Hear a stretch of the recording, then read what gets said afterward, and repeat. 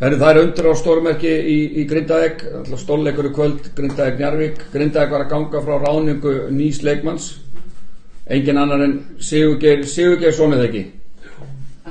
Jú. En þið haldið kannski að þetta sé frægur frákastari eða skorari, en Geiri, þú spilaði nú ekkert mikið körfubolt á þínum yngri árum með það? Nei, því er nú vel. Ég hef verið mjög góð, ég var mjög góð í handbolta. Í handbolta, já. En það hjálpa lítið í körfubolt. Það er góður boltamaður, það er fyrir öllu. En þú ert genginn í raði Grindvíkinga sem yfir grillmeistari, það ekki? Það er eins, eða segja með það.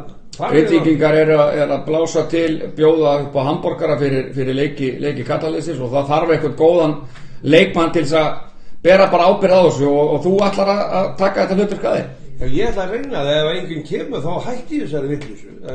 Þið verða að koma að borða hamborgarna, þið gáðu það því sem ætlaði að vesla.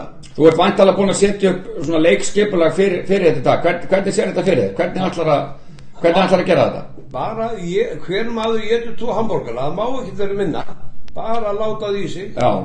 Og meðlæti verður væntanlega gott. Það er bjór og brennið, nei, það er bara... Nei, það er bara gos, já, og vatn. Já, og við smellum væntanlega osti á borgaran. Við reynum það, já. Já, og eitthvað grænmeti. Já. Þú lofar allavega bara góðri frammistöðu, ekki? Já, fólk verður bara að fá að setja á, við hefum bara ekkert að setja á hamborgarana. Já. Svo sér fólki bara það. Ég skal bara steikja þá. Já, þannig að það fyrir engin svangur í stúkuna frá Geira. Já, ef þið fara svangir, þá sko lágmark 2 hamborgar, ég er búin að segja það. Já. 2 hamborgar lágmark, 1 í hálfleik og 1 fyrir leik. Glæsilegt, takk hérlega fyrir spjallið. Það var ekkert.